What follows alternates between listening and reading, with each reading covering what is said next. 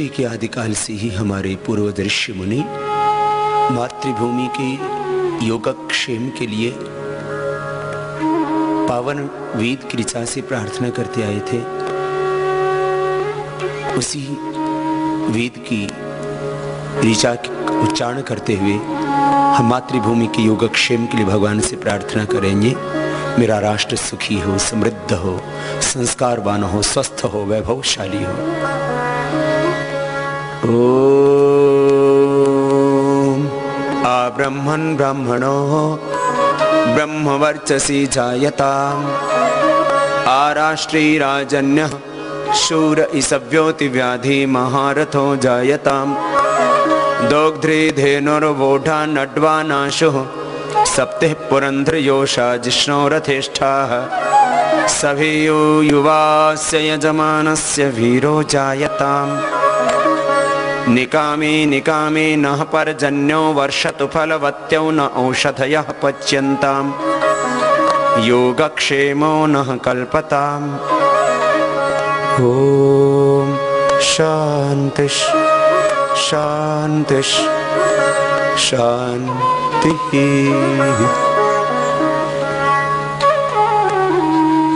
हम सबको गर्व है कि हम इस देश में पैदा हुए हैं जहां पर सृष्टि के आदिकाल में भगवान ने अपना ज्ञान 4 ऋषियों की आत्मा में अवतरित किया।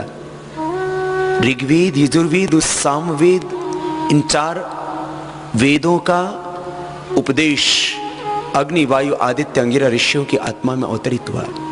वो मेरा भारत जहां पर प्रथम बार ईश्वरीय ज्ञान वेद के रूप में ऋषियों की आत्मा में अवतरित हुआ, मैं उस भारत का रहने वाला हूं। यह हम सब के लिए गर्व की बात है।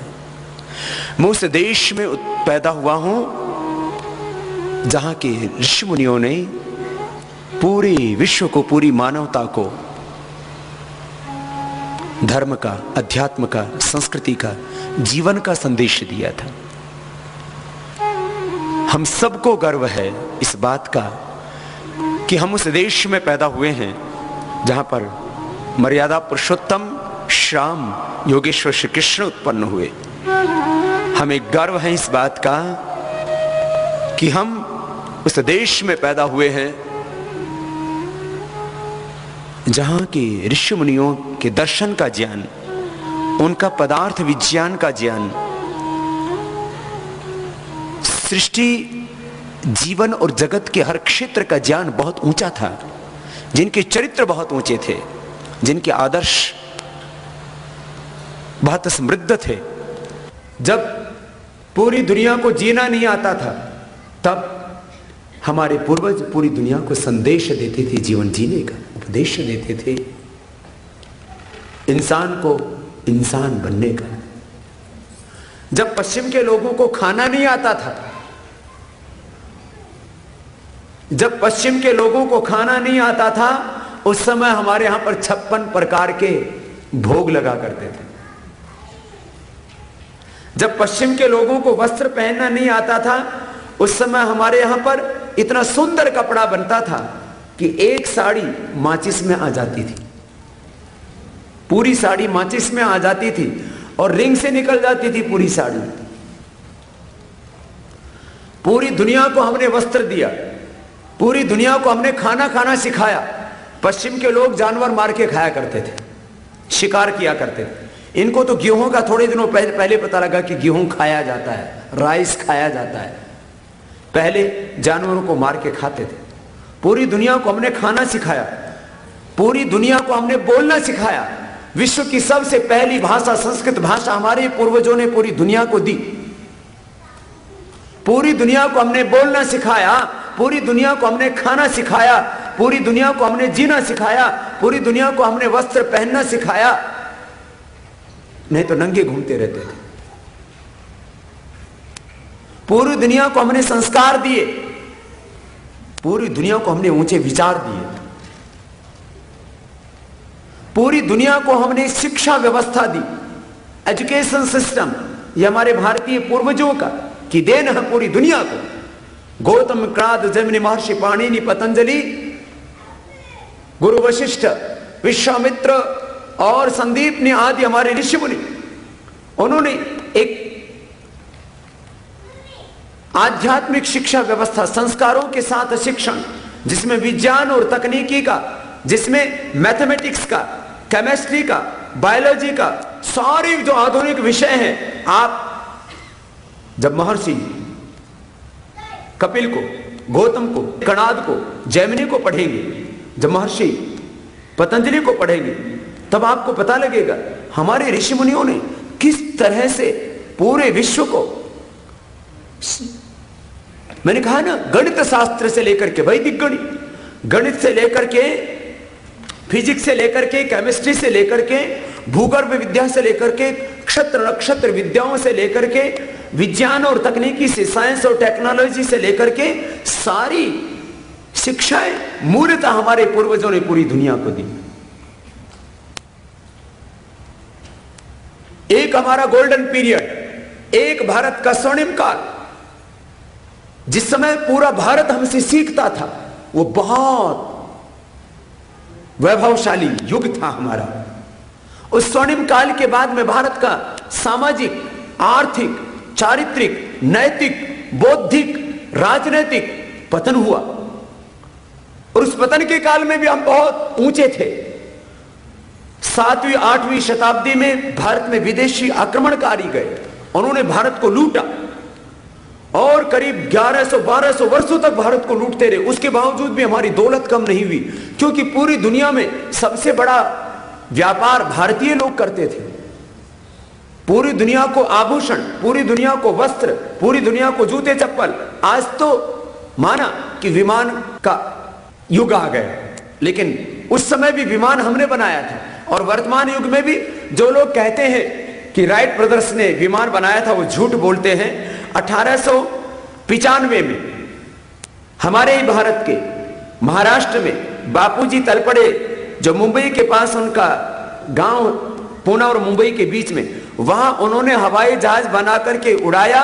राइटर्स ब्रदर्स अमेरिकन कंपनी से 8 साल पहले बापूजी ने हवाई जहाज बना दिया था, और उसकी टेक्निक अंग्रेजों ने चुरा करके और फिर उसको इधर ले आए, फिर एक कंपनी फॉर्म की और वो सारी तकनीक लेकर के फिर हवाई जहाज उड़ाया।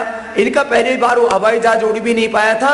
हमारे बापू तलपड़े ने जो हवाई जहाज बनाया था, वो आकाश में जाकर के उड़ा था और फिर जमीन पर वापस आया था। ये तो हम लोगों के अंदर इतना आत्मग्लानि को भर दिया गया कि हम किसी भी चीज में आगे नहीं थे। हमसे पीछे सारी दुनिया थी, हम सारी दुनिया में सबसे आगे थे। जो लोग कहते हैं कि भारत गरीबों का देश, भारत अंधेरों का देश, भारत सपेरों का देश है, वो लोग भारत के बारे में कुछ जानते नहीं है। 18वीं शताब्दी तक भारत विश्व का आर्थिक दृष्टि से नेतृत्व करता था। 30 से 35% भारत का एक्सपोर्ट था, और विश्व की कुल आमदनी में से 25% आर्थिक नियंत्रण भारत का पूरी दुनिया की अर्थव्यवस्था पर था। आज अमेरिका पावरफुल है, पूरी दुनिया के पैसे से पावरफुल है। जैसे आज अमेरिका पावरफुल है पूरी दुनिया के कारण से, ऐसे ही 18वीं शताब्दी तक पूरी दुनिया का पैसा भारत में था और पूरी दुनिया हमसे ट्रेड करती थी।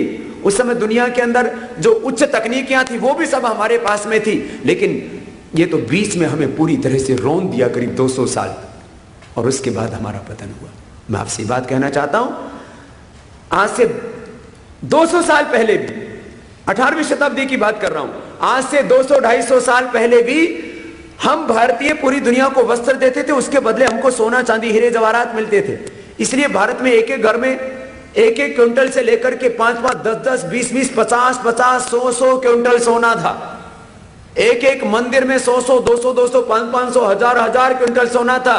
इसलिए मोहम्मद गोरी, मोहम्मद गजनबी आक्रमण करते रहे, और 17 बार सोमनाथ के मंदिर पर आक्रमण होता है, और हर बार वो धन दौलत लूट के लेके आता है, फिर भी कमी नहीं पड़ती। रॉबर्ट क्लाइव 900 सोने चांदी के पानी के जहाज भर करके, पानी के 900 जहाज सोना चांदी के भर करके लेके आता है रॉबर्ट क्लाइव। एक अंग्रेज अधिकारी था, ब्रिटिश ऑफिसर था, 900 सोना चांदी के जहाज भर कर लेकर के आया, और फिर भी दौलत कम नहीं हुई। कितना वैभव था। भारत के पास आर्थिक वैभव कम नहीं था, भारत के पास में ज्ञान का वैभव भी कम नहीं था। ज्ञान और विज्ञान में तो भारत के ऋषियों का कोई मुकाबला नहीं कर सकता। पूरी दुनिया को मैं कह रहा था, शिक्षा व्यवस्था हमारी देन। पूरी दुनिया को अर्थव्यवस्था, कोटलीय अर्थशास्त्र जिसको हम लोग कौटिल्य अर्थशास्त्र बोल देते हैं, पूरी दुनिया की कानून व्यवस्था जिसको मनुस्मृति कहते हैं, और मैथमेटिक्स, फिजिक्स, केमिस्ट्री, ये हमारे न्याय दर्शन, सांख्य दर्शन और वैशेषिक दर्शन, वैदिक गणित, यजुर्वेद, उसमें तो माने पूरी दुनिया को शून्य से लेकर के और शिखर तक हमने बोध दिया। मैंने कहा पूरी दुनिया को हमने खाना सिखाया, पूरी दुनिया को हमने जीना सिखाया, पूरी दुनिया को हमने मार्गदर्शन दिया। लेकिन आज हम भूल गए अपने को। पूरी दुनिया को चिकित्सा व्यवस्था, मेडिकल साइंस, वो हमने पूरी दुनिया को दी। आज भारतीय डॉक्टर्स, भारतीय इंजीनियर, भारतीय डॉक्टर्स, भारतीय इंजीनियर्स, भारतीय व्यापारी, भारतीय अधिकारी, उनकी पूरी दुनिया लोहा मानती है। लेकिन मैं आज से पहले की भी बात कर रहा हूं। आज से पहले 5,000, 10,000, 50,000 नहीं, हम लोग जो बात करते हैं ना 5,000 साल पुरानी हमारी संस्कृति है, हम भारतीय अपने आप को गाली देते। अरे इन लोगों की संस्कृति होगी 2000 साल पुरानी। आज अमेरिका से कोई बात करेगा तो अपनी 500 साल से पहले अपनी हिस्ट्री बताने में ये लोग समर्थ नहीं होंगे, क्योंकि 500 साल से पहले का इनको इतिहास नहीं पता है अपना। यूके वाले, ब्रिटेन वाले, यूरोप वाले अपना इतिहास 2000 सालों से पहले नहीं बढ़ा सकते, क्योंकि उससे पहले उनको बोध ही नहीं क्या था इस धरती के ऊपर। लेकिन हमारी संस्कृति, सा प्रथमा संस्कृति विश्ववारा, 1,96,8,53,110 वर्ष पुराना गौरवशाली सांस्कृतिक अतीत है हमारा। और हम अपनी संस्कृति को 200 साल, 2000 साल, 5000 साल पुराना ही देखें। इससे ज्यादा और आत्मग्लानि की बात क्या हो सकती है? भाई बहनों, करीब 200 करोड़ वर्ष पुराना सांस्कृतिक गौरव हमारे साथ में जुड़ा हुआ है। पूरे विश्व को चिकित्सा व्यवस्था हमने इसलिए दी। महर्षि चरक, महर्षि सुश्रुत, महर्षि धन्वंतरि और ऋग्वेद, यजुर्वेद, सामवेद, अथर्ववेद, जहां से ये मेडिकल साइंस के सूत्र मिले, मुख्यतः अथर्ववेद से और ऋग्वेद से, यजुर्वेद से भी, वो हमारी वैदिक साइंस, वो करीब 200 करोड़ वर्ष पुरानी है। यदि हम वर्तमान के भारत की बात करें तो हम उस देश में पैदा हुए हैं जहां पर छत्रपति शिवाजी महाराज ने जन्म लिया, जहां पर सुभाष ने जन्म लिया, जहां पर गांधी ने जन्म लिया, जहां पर जन्म लिया भगत सिंह, चंद्रशेखर आजाद ने, जहां पर जन्म लिया महर्षि दयानंद ने, स्वामी विवेकानंद ने। ये महापुरुष हमारे सामाजिक और आध्यात्मिक जीवन के आदर्श, ये हमारे गर्व हैं, हमारे स्वाभिमान है। हम सब ऋषि मुनियों की संतान हैं। हमारे पूर्वज महान थे, उनके चरित्र ऊंचे थे। जब हम भारत के पतन की बात करते हैं तब अंदर से बहुत पीड़ा होती है। इतने पतन के बावजूद भी आज भारत में बहुत कुछ अच्छा भी है। आज 450 से ज्यादा विश्वविद्यालय हमारे पास है, लाखों स्कूल कॉलेजेस हैं हमारे पास। आज आत्मरक्षा के लिए भारत एक परमाणु शक्ति संपन्न देश। आज अरिहंत और अग्नि जैसी मिसाइलें हमारे पास में हैं, जहां आकाश मार्ग से लेकर के समुद्र तक से हम अपने शत्रुओं पर प्रहार करके उनको पराजित करने का सामर्थ्य रखते। माना कि गिरावट तो बहुत हुई है, लेकिन हम इतने दुर्बल भी नहीं हैं कि कोई शत्रु हम पर आक्रमण कर सके। इसलिए भयभीत तो होने की बात नहीं, डरने की बात नहीं। आज सुपर कंप्यूटर से लेकर के आईटी के क्षेत्र में भारत ने विश्व में एक इतिहास रचा है। भारत में जो जो तरक्की हुई है उसका मुख्य श्रेय उन देशभक्त कर्तव्यनिष्ठ नागरिकों को जाता है जिन्होंने इस पतन को ना देखते हुए, इस भ्रष्टाचार को सहते हुए अपने राष्ट्र धर्म को निभाया और पूरी ईमानदारी के साथ में देश के लिए कुछ करके दिखाया। हम उन सभी वैज्ञानिकों को, उन भारत के वीर सैनिकों को, सबको हम सलाम और प्रणाम करते हैं, जिन्होंने इतने पतन के बावजूद भी भारत के हिस्से में कुछ ऐसा करके दिखाया है जिससे आज हम कम से कम पूरे विश्व में गर्व और सम्मान के साथ खड़े हो सकते हैं। लेकिन यह इतना पर्याप्त नहीं, बहुत पीड़ाएं भी हैं। हम जहां खड़े हैं इससे हमें बहुत आगे होना चाहिए था। 18वीं शताब्दी में विश्व बाजार में हमारी सहभागिता 33% थी। माने हम निर्यात करते थे, एक्सपोर्ट करते थे 33%। आयात इंपोर्ट हम बहुत थोड़ा करते थे। पूरी दुनिया में हम वस्त्र निर्यात करते थे, पूरी दुनिया में हम मसालों का निर्यात करते थे, औषधियों का निर्यात करते थे, पूरी दुनिया में हम इस्पात का, स्टील का निर्यात करते थे। पूरी दुनिया हमसे शिक्षा के लिए भारत में आया करती थी। बहुत उन्नत था हमारा अतीत, बहुत स्वर्णिम था हमारा अतीत। नालंदा और तक्षशिला तो कुछ चंद विश्वविद्यालयों में नाम है, कुछ ऐसे तो सैकड़ों हमारे यहां पर विश्वविद्यालय थे, लाखों हमारे यहां पर विद्यालय थे। भारत शिक्षा में, चिकित्सा में पूरे विश्व का सिरमौर रहा है। एलोपैथ चिकित्सा पद्धति का इतिहास लगभग 200 साल पुराना है और आयुर्वेद का इतिहास करीब 200 करोड़ वर्ष पुराना है। चिकित्सा के क्षेत्र में भी भारत शीर्ष पर था।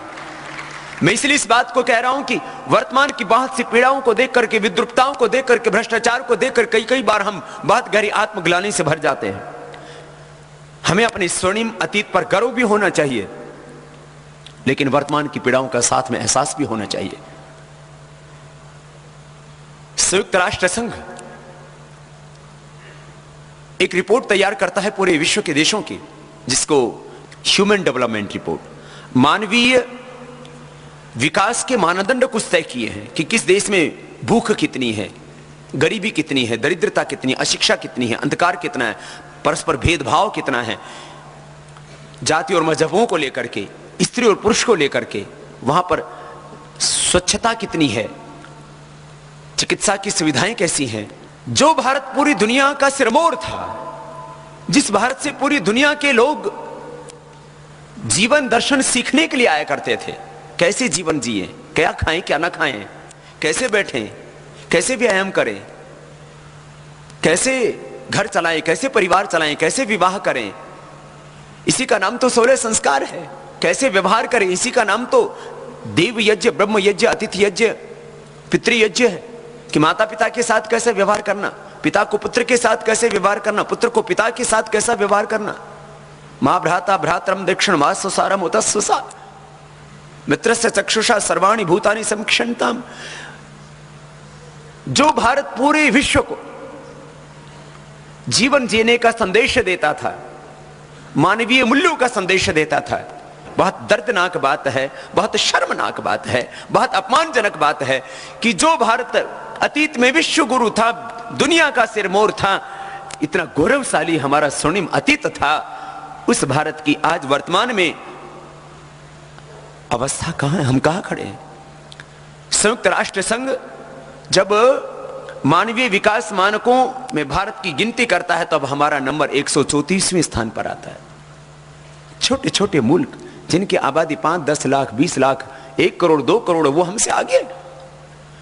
वहां स्वच्छता हमसे ज्यादा है, वहां शिक्षा हमसे ज्यादा है, वहां पर भूख हमसे बहुत कम है, गरीबी बहुत कम है, वहां स्त्री और पुरुष के अंदर भेदभाव नहीं है।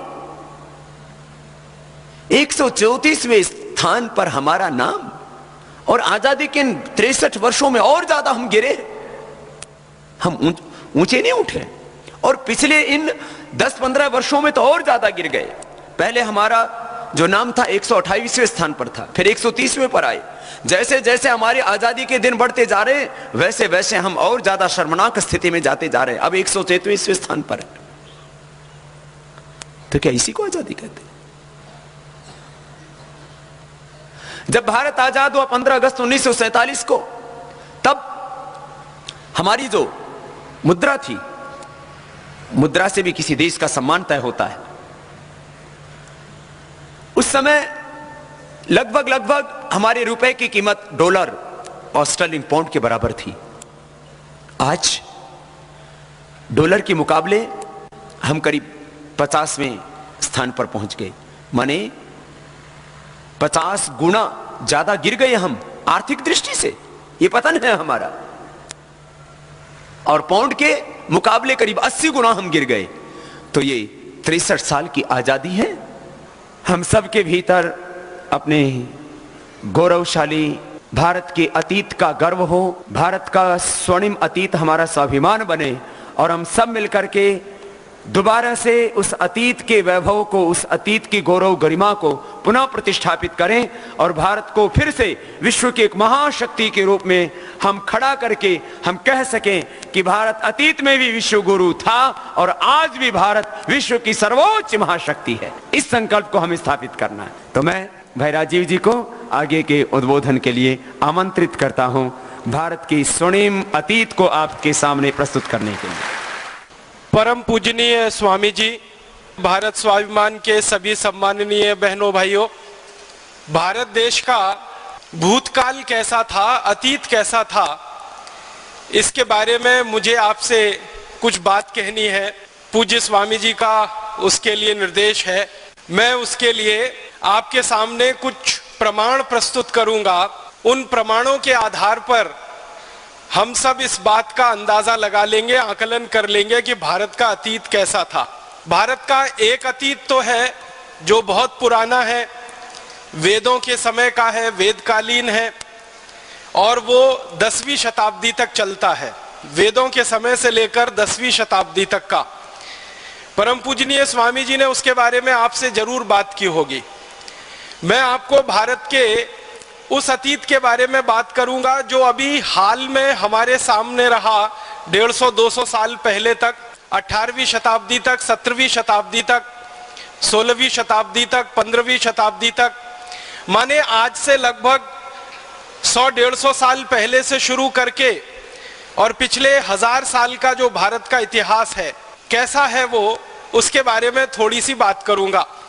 और एक जानकारी आपको स्पष्टता के लिए देना चाहता हूं, वो ये कि भारत के इतिहास पर, भारत के अतीत पर दुनिया भर के 200 से ज्यादा विद्वान इतिहास विशेषज्ञों ने बहुत ज्यादा शोध किया है, बहुत शोध किया है। और दुनिया भर के ये 200 से ज्यादा विद्वान शोधकर्ता, इतिहास के विशेषज्ञ भारत के बारे में क्या कहते रहे हैं, इनमें से कुछ विशेषज्ञों की बात आपके सामने रखूंगा। सभी विशेषज्ञों का रखना बड़ा मुश्किल है क्योंकि 200 विशेषज्ञों का काफी समय जाएगा, लेकिन उसमें से जो प्रमुख हैं, मुख्य हैं, ऐसे 8-10 विशेषज्ञों की बात आपके सामने रखूंगा। और ये सारे विशेषज्ञ भारत से बाहर के हैं। कुछ अंग्रेज हैं, कुछ स्कॉटिश हैं, कुछ अमेरिकन हैं, कुछ फ्रेंच हैं, कुछ जर्मन हैं। ऐसे दुनिया के अलग अलग देशों के विशेषज्ञों ने भारत के बारे में जो कुछ कहा है, लिखा है और उसके जो प्रमाण दिए हैं, उन पर बात मुझे कहनी है। सबसे पहले एक अंग्रेज की जानकारी मैं आपको दूं। उसका नाम है थॉमस बेव मैकॉले, टीबी मैकॉले जिसको हम कहते हैं। ये भारत में आया, करीब 17 वर्ष इस देश में रहा। सबसे ज्यादा जो अंग्रेज अधिकारी इस भारत में रहे उनमें से उसकी गिनती होती है मैकॉले की। और जब वो भारत में रहा तो भारत का काफी उसने प्रवास किया, यात्राएं की। उत्तर भारत में गया, दक्षिण भारत में गया, पूर्वी भारत में गया, पश्चिम भारत में गया। और अपने 17 साल के भारत के प्रवास के बाद वो इंग्लैंड गया और इंग्लैंड की पार्लियामेंट में, हाउस ऑफ कॉमन्स में उसने एक लंबा भाषण दिया। उस भाषण का थोड़ा सा अंश परम पूजनीय स्वामी जी द्वारा लिखित जो पुस्तक है शंखनाद, उसमें आप पढ़ सकते हैं। और वो अंश है, वो ये कह रहा है ब्रिटिश पार्लियामेंट के हाउस ऑफ कॉमन्स में, I have travelled length and breadth of this country India, but I have never seen a beggar and thief in this country India. इसका मतलब क्या है? वो ये कह रहा है कि मैं संपूर्ण भारत में प्रवास कर चुका हूं, उत्तर से दक्षिण, पूरब से पश्चिम में मैं जा चुका हूं, लेकिन मैंने कभी भी अपनी आंखों से भारत में एक भी व्यक्ति ऐसा नहीं देखा जो चोर हो, एक भी व्यक्ति ऐसा नहीं देखा जो बेरोजगार हो, एक भी व्यक्ति मैंने ऐसा नहीं देखा जो गरीब हो। ये बात आप ध्यान दीजिएगा, वो 2 फरवरी सन 1835 को कह रहा है। माने आज से अगर हम ये जोड़ेंगे तो लगभग 160-170 साल पहले वो ये बोल रहा है कि एक भी व्यक्ति भारत में गरीब नहीं है, बेरोजगार नहीं है, चोर नहीं है। वो ये कह रहा है, इसका माने भारत में गरीबी नहीं थी, बेरोजगारी नहीं थी, और चोरी कोई क्यों करेगा जब कोई गरीब नहीं है, बेरोजगार नहीं है। फिर आगे के वाक्य में वो और बड़ी बात कह रहा है, वो कह रहा है, I have seen such wealth in this country India that we can not imagine to conquer this country India. वो कहता है कि भारत में इतना धन और इतनी संपत्ति और इतना वैभव मैंने देखा है कि इन भारतवासियों को गुलाम बनाना बहुत मुश्किल काम है, ये आसान नहीं है। क्यों?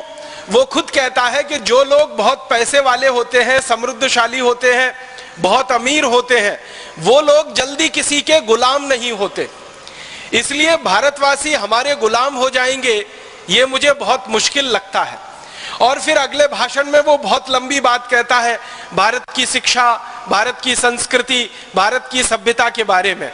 मैं उस बात को आगे नहीं ले जाना चाहता, सिर्फ प्रमाण के रूप में 2 फरवरी 1835 को दिए गए उसके भाषण के ये 2-3 वाक्य हैं जो हमारे ध्यान में आने चाहिए कि भारत में एक अंग्रेज घूम रहा है और कह रहा है कहीं गरीब नहीं है, कोई बेरोजगार नहीं है, किसी को चोरी करने की भारत में जरूरत नहीं है। इसका माने भारत कुछ काफी समृद्धशाली देश है। फिर इसी भाषण के अंत में मैकॉले एक वाक्य और कहता है, उसको मैं सीधे सुनाता हूं। वो कहता है कि भारत में जिस व्यक्ति के घर में भी मैं कभी गया तो मैंने देखा कि वहां सोने के सिक्कों का ढेर ऐसे लगा रहता है जैसे कि चने का या गेहूं का ढेर किसानों के घरों में रखा जाता है। माने सामान्य घरों से लेकर विशिष्ट घरों तक सबके पास सोने के सिक्के इतनी अधिक मात्रा में होते हैं कि वो ढेर लगाकर उन सिक्कों को रखते हैं। और वो कह रहा है कि भारतवासी कभी इन सिक्कों को गिन नहीं पाते क्योंकि गिनने की फुर्सत नहीं होती है, इसलिए वो तराजू में तौल कर रखते हैं। किसी के घर में 100 किलो सोना होता है, किसी के घर में 200 किलो होता है, किसी के घर में 500 किलो होता है। इस तरह से सोने का हमारे भारत के घरों में भंडार भरा हुआ है।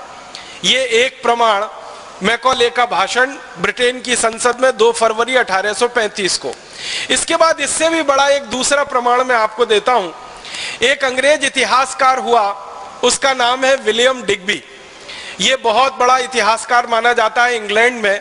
अंग्रेज लोग इसकी बहुत इज्जत करते हैं, इसका बहुत सम्मान करते हैं, और ना सिर्फ अंग्रेज इसका सम्मान करते हैं, इज्जत करते हैं, बल्कि यूरोप के सभी देशों में विलियम डिग्बी का बहुत सम्मान है, बहुत इज्जत है। अमेरिका में भी इसकी बहुत सम्मान और बहुत इज्जत है। कारण क्या है?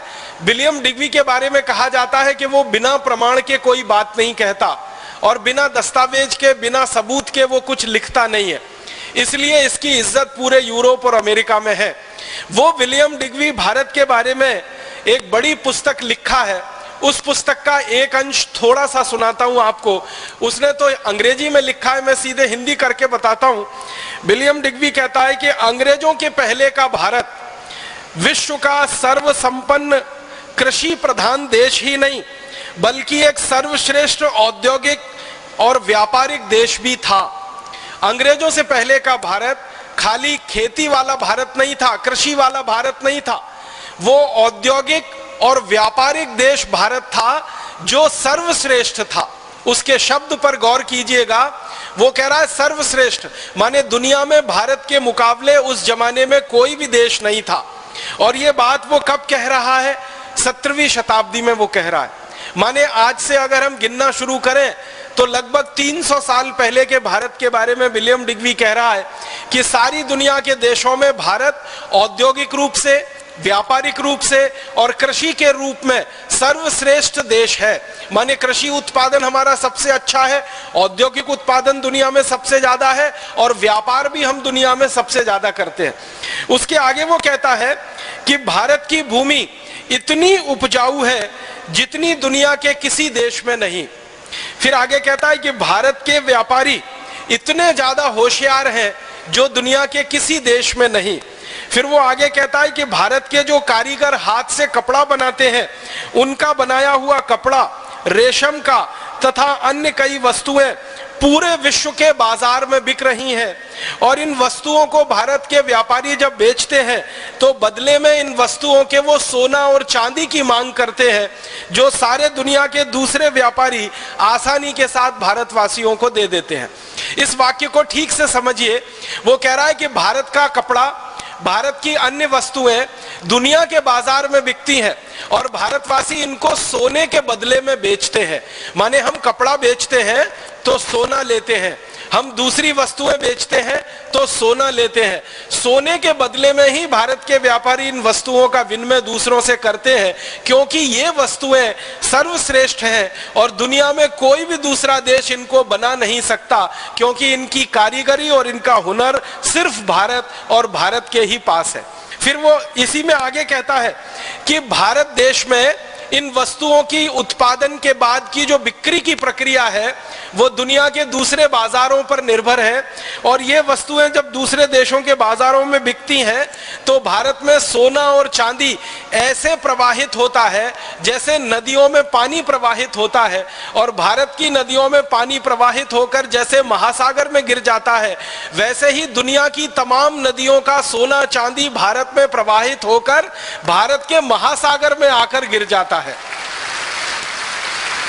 और वो अपनी पुस्तक में कहता है कि दुनिया के देशों का सोना चांदी भारत में आता तो है, लेकिन भारत के बाहर 1 ग्राम सोना और चांदी कभी जाता नहीं है। कारण क्या है? वो कहता है कि भारतवासी दुनिया में सारी वस्तुओं का उत्पादन करते हैं, लेकिन वो कभी किसी से खरीदते कुछ नहीं है। मतलब सीधा सा ये है कि भारत आयात कुछ नहीं करता है, इंपोर्ट कुछ नहीं करता है।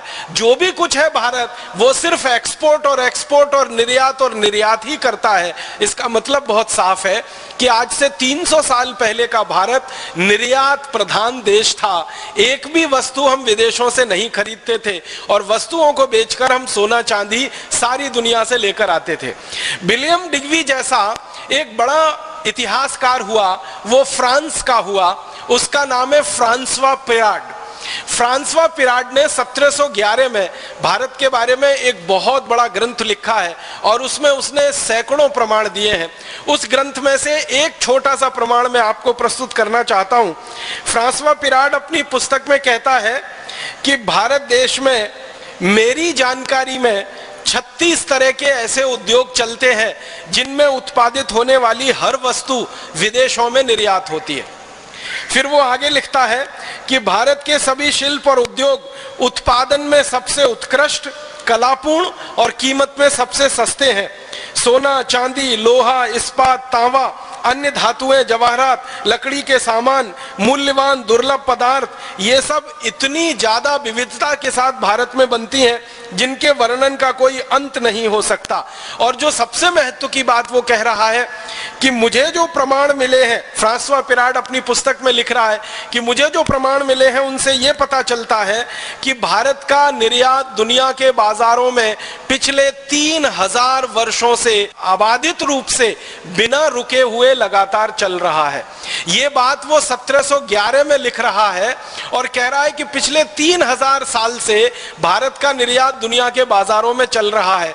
इसका माने आप अंदाजा लगाइए, 17वीं शताब्दी में, उससे 1000 साल पहले 7वीं शताब्दी में, और उससे 1000 साल पहले, और उससे 1000 साल पहले, अगर ये पूरी गणना हम करते जाएं तो महात्मा बुद्ध के जन्म से लगभग 500 वर्ष पहले हमारे देश के तीर्थंकर महावीर स्वामी के जन्म से लगभग 650 वर्ष पहले भारत दुनिया के सभी देशों के बाजारों में सबसे ज्यादा निर्यात करने वाला देश है।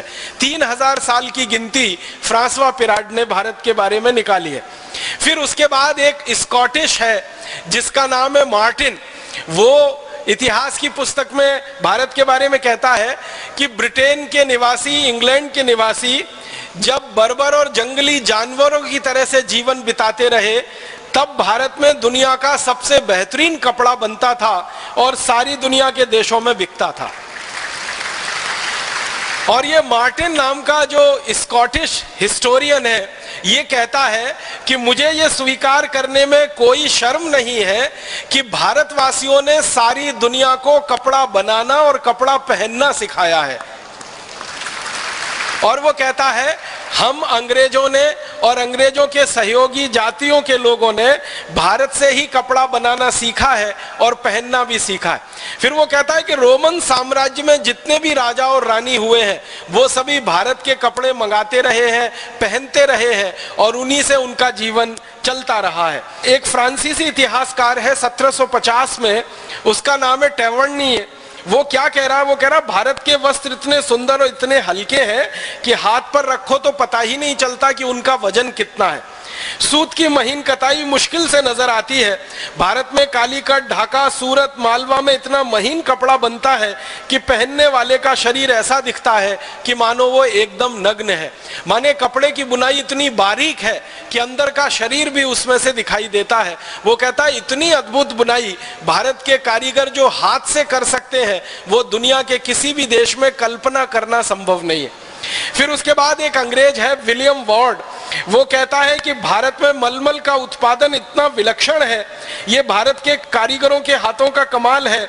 जब इस मलमल को घास पर बिछा दिया जाता है और उस पर ओस की कोई बूंद गिर जाती है तो वो दिखाई नहीं देती है, क्योंकि ओस की बूंद में जितना पतला रंग होता है, माने जितना हल्का रंग होता है, उतना ही हल्का वो कपड़ा होता है। इसलिए ओस की बूंद और कपड़ा आपस में मिल जाते हैं, अलग अलग दिखाई नहीं देते।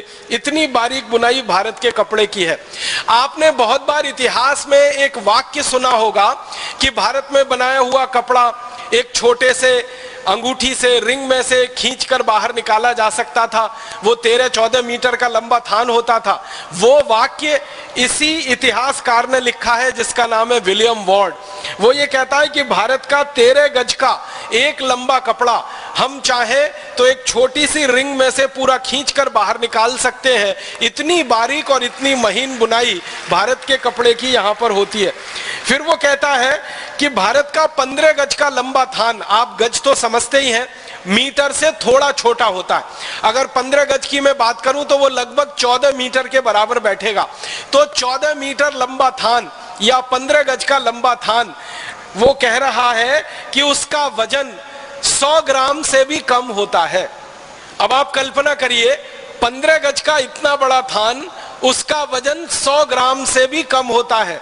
वो कह रहा है कि मैंने बार बार भारत के कई थानों का वजन किया है, हर एक थान का वजन 100 ग्राम से भी कम निकलता है। और कुछ थान का वजन तो ग्रेन में उसने तौला है। ग्रेन एक इकाई होती है, अंग्रेजी इकाई है। जैसे हम सुनार के पास जाते हैं ना, सुनार सोने को तौलता है, तो एक तौल होती है जो 10 ग्राम की होती है और एक तौल 10 ग्राम से भी कम की होती है। तो तोला जिसको हम कहते हैं ना, वो 10 ग्राम का होता है। तोला से छोटी एक इकाई होती है जिसको रत्ती कहते हैं, रत्ती। तो रत्ती 10 ग्राम से भी छोटी होती है। तो वो विलियम वॉर्ड कह रहा है कि भारत के बहुत सारे थान को मैंने तौला तो पता चला कि उनका कुल वजन लगभग 15 से 20 रत्ती के आसपास है। इतने कम वजन के भी भारत में कपड़े बनते हैं और इतनी बारीक बुनाई भी होती है। और वो कहता है विलियम वॉर्ड कि हम अंग्रेजों ने तो कपड़ा बनाना सन 1780 के बाद शुरू किया है। भारत में तो पिछले 3000 साल से कपड़े का उत्पादन होता रहा है और सारी दुनिया में बिकता रहा है। एक और अंग्रेज अधिकारी का थोड़ा सा बताऊं, थॉमस मुनरो नाम का एक अंग्रेज अधिकारी है। वो मद्रास में गवर्नर रहा है और लंबे समय तक वो गवर्नर रहा है। गवर्नर रहते समय किसी राजा ने उसको एक शॉल भेंट में दे दिया और जब उसकी नौकरी पूरी हो गई थॉमस मुनरो की, तो वो भारत से वापस लंदन चला गया। लंदन की संसद में उसने एक दिन अपना बयान दिया सन 1813 में, और वो कह रहा है कि भारत से मैं एक शॉल लेके आया, उस शॉल को मैं 7 वर्षों से उपयोग कर रहा हूं, उसको कई बार धोया है और प्रयोग किया है, उसके बाद भी उसकी क्वालिटी एकदम बरकरार है और उसमें कहीं कोई सिकुड़न नहीं है। मैंने पूरे यूरोप में प्रवास किया है, एक भी देश ऐसा नहीं है जो भारत की ऐसी क्वालिटी की शॉल बनाकर दे सके। भारत ने अपने वस्त्र उद्योग में सारी दुनिया का दिल जीत लिया है और भारत के वस्त्र अतुलित और अनुपमेय मानदंड के हैं, जिसमें सारे भारतवासी रोजगार पा रहे हैं। और इस तरह से लगभग 200 इतिहासकार हैं, सभी का बताना थोड़ा मुश्किल है। आप अंदाजा लगा सकते हैं कि फ्रांसीसी इतिहासकार हो तो, स्कॉटिश इतिहासकार हो तो, अंग्रेज इतिहासकार हो तो, या इसके अलावा जर्मन का कोई या अमेरिका का कोई, सारे इतिहासकार जो भारत के बारे में शोध करते हैं वो ये कहते हैं कि भारत के उद्योगों का और भारत की कृषि व्यवस्था का, भारत के व्यापार का सारी दुनिया में कोई मुकाबला नहीं है। अब इसके आगे एक छोटी सी जानकारी मैं देना चाहता हूं। अंग्रेजों की संसद में भारत के बारे में समय समय पर बहस होती रही है, तो सन 1813 में भारत के बारे में एक बहस हो रही है और उस बहस के समय जो अंग्रेजी सांसद बात कर रहे हैं उनमें कई सारी रिपोर्ट हैं, कई सारे सर्वे हैं, सर्वेक्षण हैं जिनका हवाला दिया जा रहा है। तो ऐसी ही एक रिपोर्ट का हवाला मैं आपके सामने रखता हूं। अंग्रेजों की संसद में बहस हो रही है कि भाई भारत की आर्थिक स्थिति क्या है और कैसी है। तो भारत की आर्थिक स्थिति के बारे में कहा जा रहा है कि सारी दुनिया में जो कुल उत्पादन होता है उसका 43% उत्पादन अकेले भारत में होता है। आप जरा भारत के भूतकाल का अंदाजा लगाइए, अतीत का जरा अंदाजा लगाइए कि पूरी दुनिया में मान लीजिए 100 अरब डॉलर का उत्पादन होता हो उस जमाने में, तो 33 अरब डॉलर का उत्पादन अकेले भारत में होता है। इसको एक दूसरे तरीके से समझने की कोशिश करें कि सारी दुनिया में अगर 100 रुपए का माल बनता है तो 33 रुपए का माल अकेले भारत में बनता है। अब आप जरा देखिए, दुनिया में 200 देश है, 200 देशों में कुल मिलाकर उत्पादन है वो 57% है और भारत अकेले में जो कुल उत्पादन है वो 43% है। माने सारी दुनिया के 200 देशों में से 2-4 को छोड़कर एक तरफ कर दें और भारत अकेला एक तरफ हो जाए तो कई देशों का उत्पादन भारत के अकेले उत्पादन के बराबर बैठता है। इतना बेहतरीन उत्पादन करने वाला ये देश रहा है। और ये आंकड़ा सबसे पहली बार अंग्रेजों की संसद में सन 1813 में कोट किया गया। बाद में इसी आंकड़े को अंग्रेजों ने 1835 में कोट किया और 1840 में भी कोट किया। और अंग्रेजों का यह कहना है कि सन 1840 तक भारत का उत्पादन सारी दुनिया में सबसे अधिक है और वो कुल दुनिया के उत्पादन का 43% है। अब मैं थोड़ी तुलना करूं तो आपको बात समझ में आएगी। आज अगर सारी दुनिया के कुल उत्पादन की बात की जाए तो अमेरिका देश का कुल उत्पादन सारी दुनिया के कुल उत्पादन का लगभग 25% है। और थोड़ा आगे बढ़े तो अमेरिका के साथ चीन नाम के देश का कुल उत्पादन पूरी दुनिया के उत्पादन का लगभग 23% है।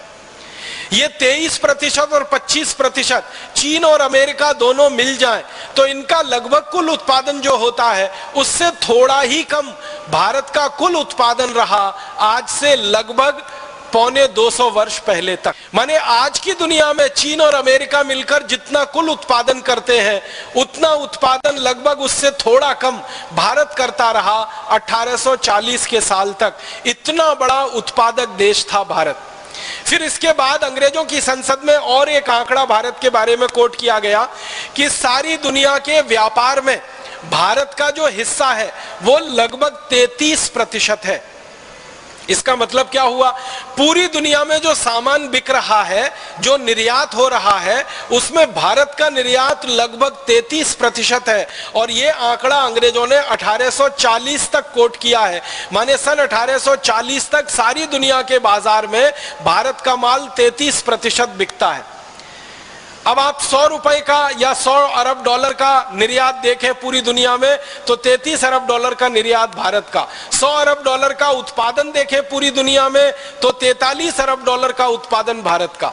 और इसी तरह से और एक आंकड़ा अंग्रेजों की संसद में भारत के बारे में कोट किया गया, और वो आंकड़ा है कि सारी दुनिया की जो कुल आमदनी है, सकल जगत की जो कुल आमदनी है, उस आमदनी का लगभग 27% हिस्सा अकेले भारत का है। तो अब आप कल्पना करिए, दुनिया की कुल आमदनी का 27% हमारा हिस्सा, दुनिया के कुल निर्यात का 33% हमारा हिस्सा, और दुनिया के कुल उत्पादन का 43% हमारा हिस्सा। ऐसा बड़ा अद्भुत उत्पादक, निर्यातक और व्यापारी देश भारत रहा है सन 1840 तक। अब उस समय अमेरिका की बात करें तो सन 1840 में सारी दुनिया के निर्यात में अमेरिका का निर्यात जो है वो 1% से कम है। सारी दुनिया के निर्यात में ब्रिटेन का निर्यात सन 1840 तक आधे % से कम है, और पूरे यूरोप का और अमेरिका का निर्यात इकट्ठा कर दिया जाए तो सन 1840 तक सारी दुनिया के निर्यात में ब्रिटेन, अमेरिका और यूरोप के सभी देशों को जोड़ दें तो 3 से 4% से ज्यादा निर्यात उनका नहीं निकलता है। तो एक तरफ यूरोप और अमेरिका है और एक तरफ अकेला भारत है। उनके 27 देशों को इकट्ठा करें यूरोप और अमेरिका मिलाकर तो 3-4% निर्यात कर रहे हैं, अकेले भारत उस समय 33% निर्यात कर रहा है। और ये 27 देशों को इकट्ठा कर दिया जाए यूरोप और अमेरिका के साथ तो उनका कुल उत्पादन दुनिया में 10 से 12% है और भारत का उत्पादन 43% है। और ये 27 देशों को अमेरिका के साथ इकट्ठा कर दिया जाए यूरोप के तो उनकी कुल आमदनी दुनिया की आमदनी में 4 से 4.5% है और भारत की कुल आमदनी 27% है। इन आंकड़ों से आप अंदाजा लगा सकते हैं कैसा अद्भुत उत्पादन करने वाला, कितना विशाल दुनिया के बाजार में निर्यात करने वाला देश ये भारत रहा है।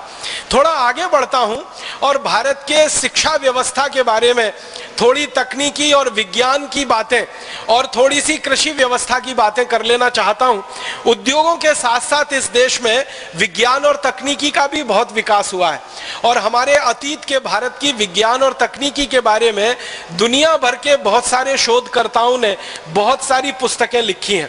ऐसा ही एक अंग्रेज है जिसका नाम है G.W. लिटनर, वो भारत में काफी लंबे समय तक रहा है। और एक दूसरा अंग्रेज जिसका नाम थोड़ी देर पहले मैंने लिया, थॉमस मुनरो, ये भी भारत में काफी दिनों तक रहा।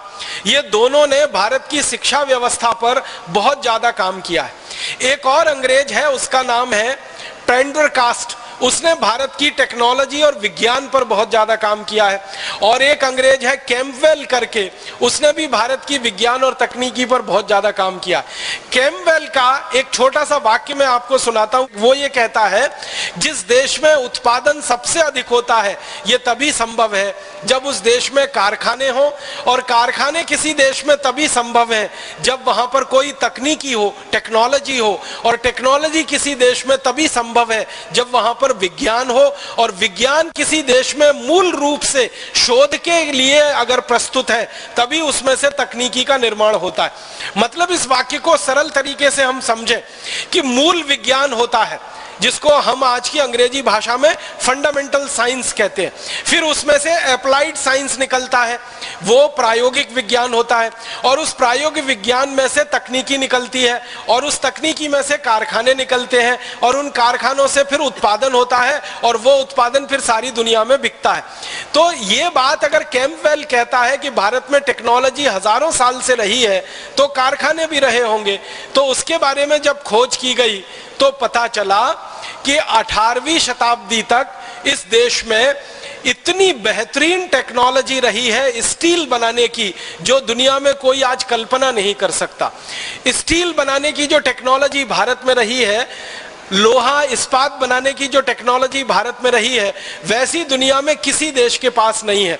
अंग्रेजों का ये जो अधिकारी है कैम्पबेल, वो ये कहता है कि भारत का बनाया हुआ लोहा, भारत का बनाया हुआ इस्पात सारी दुनिया में सर्वश्रेष्ठ माना जाता है। उसके बारे में वो एक मुहावरा दे रहा है और वो कह रहा है कि इंग्लैंड में या यूरोप में अच्छे से अच्छा जो लोहा बनता है वो भारत के घटिया से घटिया लोहे का भी मुकाबला नहीं कर सकता। ये कैंपबेल सन 1842 में कह रहा है। वो ये कह रहा है कि इंग्लैंड और पूरे यूरोप में अच्छे से अच्छी जो स्टील बन रही है वो भारत की घटिया से घटिया स्टील का भी मुकाबला नहीं कर सकती। माने भारत की घटिया से घटिया स्टील भी इंग्लैंड और यूरोप की अच्छे से अच्छी स्टील से अच्छी है। उसके बाद एक जेम्स फ्रैंकलिन नाम का अंग्रेज है, बहुत बड़ा उसको जो है धातुकर्मी विशेषज्ञ माना जाता है। वो ये कहता है कि भारत का स्टील दुनिया में सर्वश्रेष्ठ है। यूरोप में सबसे अच्छा स्टील इस समय बनता है स्वीडन में, लेकिन भारत का स्टील उससे कई गुना अच्छा है। भारत के कारीगर स्टील को बनाने के लिए जो भट्टियां तैयार करते हैं, जिनको हम अंग्रेजी में ब्लास्ट फर्नेस कहते हैं, वह दुनिया में कोई नहीं बना पाता। वो कहता है कि इंग्लैंड में लोहा बनाना तो हमने 1825 के बाद शुरू किया, भारत में तो लोहा 10वीं शताब्दी से ही हजारों टन में बनता रहा है और दुनिया के देशों में बिकता रहा है। वो ये कहता है कि मैं 1764 में भारत से स्टील का एक नमूना लेके आया था। मैंने इंग्लैंड के सबसे बड़े विशेषज्ञ डॉक्टर स्कॉट को स्टील दिया था और उनको ये कहा था कि लंदन रॉयल सोसाइटी की तरफ से आप इसकी जांच कराइए। डॉक्टर स्कॉट ने भारत की उस स्टील की जांच कराई तो कहा कि ये भारत का स्टील इतना अच्छा है कि सर्जरी के लिए बनाए जाने वाले सारे उपकरण इससे बनाए जा सकते हैं जो दुनिया में किसी दूसरे देश के पास उपलब्ध नहीं बनाई जाती है। ऐसे 100 से ज्यादा उपकरण सर्जरी के लिए बनाए जाते हैं। तो डॉक्टर स्कॉट कह रहे हैं इस बात को 1764 में कि दुनिया में किसी भी देश के पास सर्जरी के लायक बनाने वाला स्टील नहीं है क्योंकि उनकी क्वालिटी अच्छी नहीं है, लेकिन भारत का स्टील जो मेरे पास आया है ये इतना अद्भुत है कि इससे सर्जरी के सारे उपकरण हम बना सकते हैं। फिर वो अंत में कह रहे हैं कि मुझे ऐसा लगता है कि भारत का ये स्टील हम पानी में भी डाल के रखें तो इसमें कभी जंग नहीं लगेगा क्योंकि इसकी क्वालिटी इतनी अच्छी है। आप जानते हैं कि लोहा या स्टील दुनिया में एक ऐसी वस्तु है जो थोड़ी देर के लिए भी पानी के संपर्क में आए, नमी के संपर्क में आए तो सबसे पहले उसमें जंग लगती है, जिसको हम सब लोग अंग्रेजी में रस्टिंग कहते हैं। लेकिन स्कॉट कह रहा है भारत के स्टील के बारे में कि मुझे लगता है कि इसको पानी में भी डाल के रखें तो बिल्कुल जंग नहीं लगेगी। इस क्वालिटी का स्टील भारत में बन रहा है। अब इसके थोड़ा आगे चलूं, अगर स्टील इतनी अच्छी क्वालिटी का है तो एक अंग्रेज अधिकारी है, उसका नाम है लेफ्टिनेंट कर्नल ए वॉकर। उसने भारत के शिपिंग इंडस्ट्री पर सबसे ज्यादा रिसर्च किया है। वो ये कहता है कि भारत का जो अद्भुत लोहा है, स्टील है, ये जहाज बनाने के काम में बहुत ज्यादा आता है। और वो कहता है कि दुनिया में जहाज बनाने की सबसे पहली कला और सबसे पहली तकनीकी भारत में ही विकसित हुई है और दुनिया के देशों ने पानी के जहाज बनाना भारत से सीखा है और किसी देश के पास पानी का जहाज बनाने की तकनीकी उपलब्धि नहीं रही है। फिर वो कहता है कि भारत इतना विशाल देश है, इसमें लगभग 2 लाख गांव हैं। इन 2 लाख गांवों को समुद्र के किनारे स्थापित हुआ माना जाता है। इन सभी गांवों में जहाज बनाने का काम पिछले हजारों वर्षों से चलता है। वो ये कहता है कि हम अंग्रेज लोगों को जहाज खरीदना हो तो हम भारत में जाते हैं और वहां से जहाज खरीद कर लाते हैं। फिर वो अपने आगे कह रहा है कि ईस्ट इंडिया कंपनी के जितने भी पानी के जहाज दुनिया में चल रहे हैं ये सारे के सारे जहाज भारत की स्टील से बने हुए हैं। ये बात मुझे कहते हुए शर्म आती है कि हम अंग्रेज अभी तक इतनी अच्छी क्वालिटी का स्टील बनाना नहीं शुरू कर पाए। फिर वो कहता है कि भारत का कोई पानी का जहाज जो 50 साल चल चुका है पानी में, उसको अगर हम खरीद लें अंग्रेज और खरीदने के बाद उसको ईस्ट इंडिया कंपनी की सेवा में लगाएं तो 50 साल तो वो भारत में चल चुका है, हमारे यहाँ आने के बाद भी वो 20-25 साल और चल जाता है। इतनी मजबूत पानी के जहाज बनाने की कला और टेक्नोलॉजी भारत के कारीगरों के हाथ में है। और फिर वो कहता है कि हम जितने धन में एक नया पानी का जहाज बनाते हैं उतने ही धन में भारतवासी 4 नए जहाज पानी के बना लेते हैं। फिर वो अंत में कहता है कि हम भारत में पुराने पानी के जहाज खरीदें और उसको ईस्ट इंडिया कंपनी की सेवा में लगाएं, यही हमारे लिए अच्छा है। नया जहाज बनाकर हम ईस्ट इंडिया कंपनी को दिवालिया नहीं कर सकते हैं, उसके पैसे बर्बाद नहीं कर सकते। मतलब उसका कहने का ये है कि भारत का पुराने से पुराना पानी का जहाज अंग्रेजों के नए से नए पानी के जहाज से भी अच्छा माना जाता है क्योंकि स्टील की क्वालिटी लोहे की क्वालिटी इतनी जबरदस्त है। और इसी तरह से वो कहता है कि भारत में टेक्नोलॉजी के लेवल पर ईंट बनती है, ईंट से ईंट को जोड़ने का चूना बनता है, और उसके अलावा भारत में 36 तरह के दूसरे टेक्नोलॉजिकल इंडस्ट्रीज हैं। ये सभी उद्योगों में भारत दुनिया में सबसे आगे है। इसलिए हमें भारत से व्यापार करके ये सब तकनीकी लेनी है और इस तकनीकी को इंग्लैंड में लाकर फिर से उसको रिप्रोड्यूस करना है, पुनरुत्पादित करना है। तो भारत टेक्नोलॉजी में बहुत ऊंचा है और इसी तरह से विज्ञान में भी बहुत ऊंचा है। भारत के विज्ञान के बारे में एक दो नहीं 20 अंग्रेजों ने रिसर्च की है, शोध की है, और वो ये कहते हैं कि भारत में विज्ञान की 20 से ज्यादा शाखाएं हैं जो बहुत ज्यादा पुष्पित और पल्लवित हुई हैं।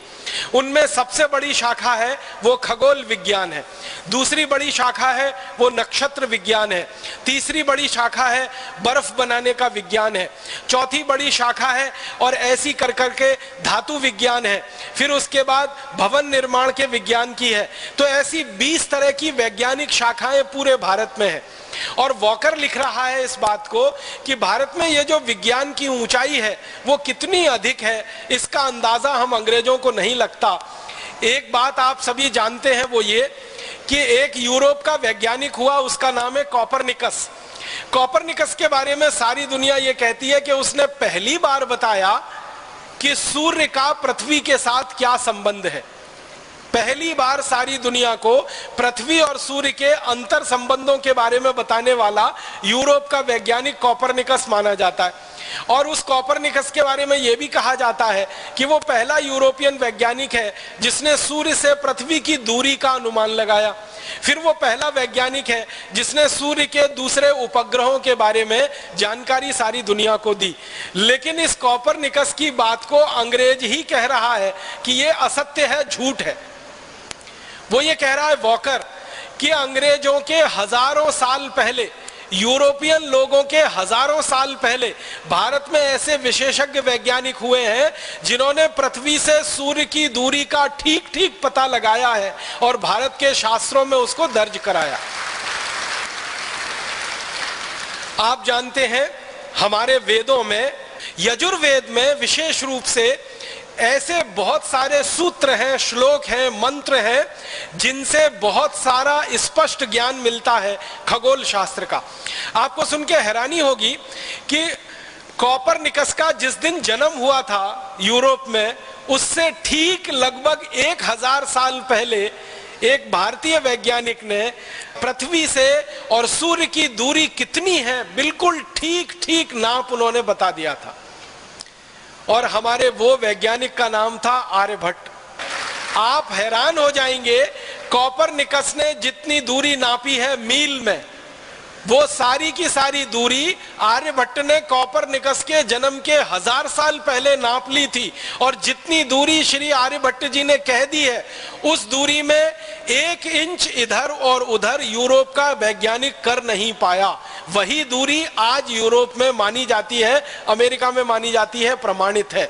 तो आप अंदाजा लगाएं कि जब इस देश में ऐसे वैज्ञानिक रहे हैं जिन्होंने धरती से सूर्य की दूरी नाप ली हो, और वो भी यूरोप से 1000 साल पहले, तो आप अंदाजा लगा सकते हैं कि विज्ञान कितना विकसित रहा होगा इस देश में। और आपको एक रोचक जानकारी देना चाहता हूं कि हमारे देश में ये जो खगोल विज्ञान है ना, ये बहुत गहरा रहा है और इसी पर से नक्षत्र विज्ञान का विकास हुआ है। ये खगोल विज्ञान और नक्षत्र विज्ञान में शोध करने वाले वैज्ञानिकों ने ही दिन और रात कितने बड़े होंगे, 12 घंटे का दिन होगा, 12 घंटे की रात होगी, 14 घंटे का दिन होगा, या 10 घंटे की रात होगी, या 10 घंटे का दिन होगा, 14 घंटे की रात होगी, सर्दियों में अलग होगी, गर्मियों में अलग होगी, बरसात में कैसी होगी, ये सारे के सारे आंकड़े दिन और रात के समय के, ये भारत के वैज्ञानिकों के द्वारा निकाले गए हैं और सारी दुनिया में उनका प्रचार और प्रसार हुआ है। हम अभी दिन की गणना करते हैं कि आज हमारा दिन रविवार है, दूसरा दिन सोमवार है, तीसरा दिन मंगलवार है, चौथा दिन बुधवार है, पांचवा दिन गुरुवार है, शुक्रवार है, शनिवार है। ये जो दिनों की हम गिनती करते हैं और इनके जो नाम हमने रखे हुए हैं, रवि, सोम, मंगल, बुध, आपको शायद ये मालूम होगा, नहीं तो मैं कहना चाहता हूं, ये सारे दिनों का नामकरण और इनकी अवधि पूरी की पूरी महान महर्षि आर्यभट्ट की निकाली हुई है और उनके द्वारा ये दिन तय किए हुए। और आपको सुनकर और हैरानी होगी, अंग्रेज जो खगोल शास्त्री हैं और अंग्रेज जो नक्षत्र विज्ञानी हैं, वो इस बात को ईमानदारी से स्वीकार करते हैं कि भारत का रवि सोम मंगल बुध ही हमने ले लिया है और उसी को Sunday Monday Tuesday Wednesday Thursday Friday Saturday कर दिया है। ये सब कुछ भारत से उधार लिया हुआ है। और आपको एक रोचक बात बताऊं, पृथ्वी घूमती है अपने अक्ष पर और सूर्य के चारों तरफ भी। ये बात सबसे पहले भारतीय वैज्ञानिकों ने प्रमाणित की थी 10वीं शताब्दी में। और पृथ्वी के घूमने से दिन रात होते हैं, मौसम और जलवायु बदलते हैं, ये बात भी भारतीय वैज्ञानिकों के द्वारा प्रमाणित हुई है सारी दुनिया में। तो भारत के वैज्ञानिकों ने खगोल शास्त्र में, नक्षत्र विज्ञान में जबरदस्त काम किया है। सूर्य है, सूर्य के कितने उपग्रह हैं और उन उपग्रहों का सूर्य के साथ अंतर संबंध क्या है, यह सारी खोज भारत में 3री शताब्दी के आसपास की है। जब दुनिया में कोई पढ़ना लिखना भी नहीं जानता होगा, उस समय भारत में यह खोज चलती रही है कि सूर्य क्या है, सूर्य के उपग्रह क्या है, उनके आपस के अंतर संबंध क्या है। तो खगोल शास्त्र की, नक्षत्र विज्ञान की विद्या बहुत अद्भुत और बहुत ऊंची है। एक अंग्रेज है, उसका नाम है डैनियल डिफो। वो ये कहता है कि ये भारत के वैज्ञानिक कितने ज्यादा पक्के हैं गणित में कि चंद्र ग्रहण और सूर्य ग्रहण का ठीक ठीक पता बता देते हैं सालों पहले। आज के दिन चंद्र ग्रहण होगा, आज के दिन सूर्य ग्रहण होगा और इतने बजकर इतने मिनट पर होगा, ये भारत के वैज्ञानिक कई कई साल पहले बता देते हैं। 1708 के समय ये लंदन की संसद में कह रहा है कि मैंने भारत का पंचांग जब भी पढ़ा है, मुझे एक प्रश्न का उत्तर कभी नहीं मिला कि भारत के ऋषि महर्षि वैज्ञानिक कई कई साल पहले कैसे पता लगा लेते हैं कि आज चंद्र ग्रहण पड़ेगा, आज सूर्य ग्रहण पड़ेगा और इस समय पर पड़ेगा, और सही सही वही समय पर पड़ता है। इसका माने भारत के वैज्ञानिकों की नक्षत्रों के बारे में, खगोल विद्या के बारे में बहुत गहरी गहरी रिसर्च है, शोध है, ये इसी के आधार पर हो सकता है। तो इस तरह का भारत है। और एक दो जानकारी दूं शिक्षा के बारे में कि भारत का अतीत अगर हमें अच्छे से समझना है तो भारत की शिक्षा को समझना पड़ेगा, क्योंकि साइंस और टेक्नोलॉजी जो भी विकसित होती है उसका आधार शिक्षा व्यवस्था होती है। किसी देश में खगोल शास्त्र अगर विकसित हुआ है तो उसका आधार भी शिक्षा व्यवस्था होती है। अगर नक्षत्र शास्त्र का विकास हुआ है तो उसका आधार भी शिक्षा व्यवस्था होती है। सभी विज्ञान की विधाओं का और सभी तकनीकी की विधाओं का मूल आधार शिक्षा होती है। तो भारत में अगर विज्ञान इतना अच्छा है, तकनीकी इतनी अच्छी है, तो शिक्षा भी कोई बहुत अच्छी ही रही होगी। बिना उसके तो विज्ञान तकनीकी आ नहीं सकती और बिना शिक्षा के उद्योग और व्यापार चल नहीं सकता। तो भारतीय शिक्षा के बारे में सबसे पहला एक प्रमाण मैं प्रस्तुत करना चाहता हूं। एक जर्मन दार्शनिक हुआ, उसका नाम है मैक्स मूलर। ये मैक्स मूलर ने भारत की शिक्षा व्यवस्था पर सबसे ज्यादा शोध कार्य किया है और वो ये कहता है कि मैं भारत की शिक्षा व्यवस्था से इतना प्रभावित हूं, शायद ही दुनिया के किसी देश में इतनी सुंदर शिक्षा व्यवस्था होगी जो भारत में है। और भारत के बंगाल राज्य के बारे में मैक्स मूलर एक आंकड़ा दे रहा है कि भारत का जो बंगाल राज्य है, बंगाल प्रांत है, बंगाल प्रांत आप जानते हैं भारत का एक प्रांत है। और ये जब बंगाल की जो वो बात मैक्स मूलर कह रहा है, वो बंगाल है जिसमें पूरा बिहार है, आधा उड़ीसा है, आज का पूरा पश्चिम बंगाल है और आसाम है, और आसाम के ऊपर के छोटे छोटे 7 प्रदेश हैं।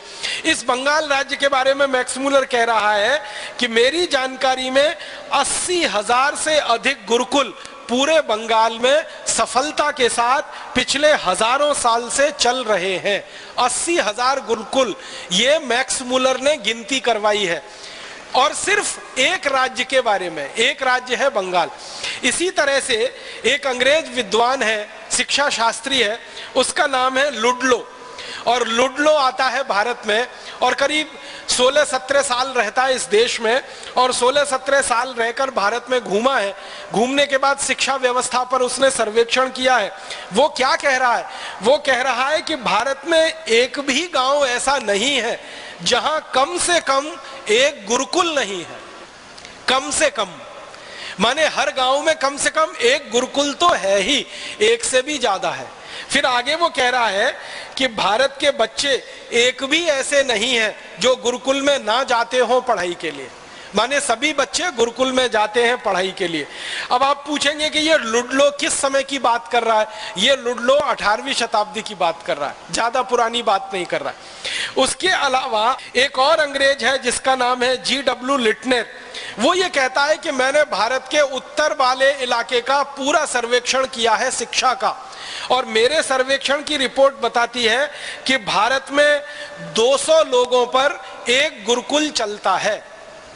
भारत में 200 लोगों पर एक गुरुकुल चलता है। पूरे उत्तर भारत की रिपोर्ट में वो ये निष्कर्ष दे रहा है। अब उत्तर भारत का मतलब क्या है? आज का पूरा पाकिस्तान, आज का पूरा पंजाब, आज का पूरा हरियाणा, आज का पूरा जम्मू कश्मीर, आज का पूरा हिमाचल प्रदेश, आज का पूरा उत्तर प्रदेश और आज का पूरा उत्तराखंड, ये सारा इलाका मिलकर उत्तर भारत है। और उत्तर भारत के बारे में लिटनर की रिपोर्ट है सन 1822 की, उसमें वो कहता है कि 200 लोगों पर कम से कम एक गुरुकुल पूरे उत्तर भारत में है। और इसी तरह से थॉमस मुनरो की रिपोर्ट है, वो ये कह रहा है कि दक्षिण भारत में 400 लोगों पर कम से कम एक गुरुकुल भारत में है। अब ये उत्तर और दक्षिण को मिला दिया जाए तो सारे भारत के बारे में औसत निकाला जाए तो ये औसत निकलता है 300 लोगों पर कम से कम एक गुरुकुल भारत में है।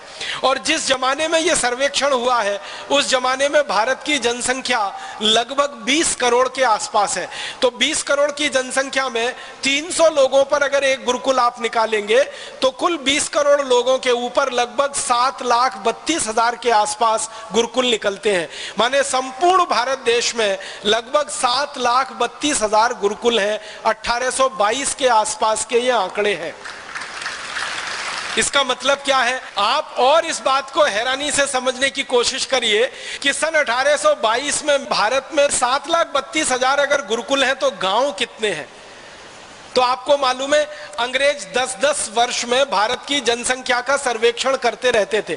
तो उस जमाने के सर्वेक्षण से पता चला कि भारत में कुल गांवों की संख्या भी लगभग 7,32,000 ही है।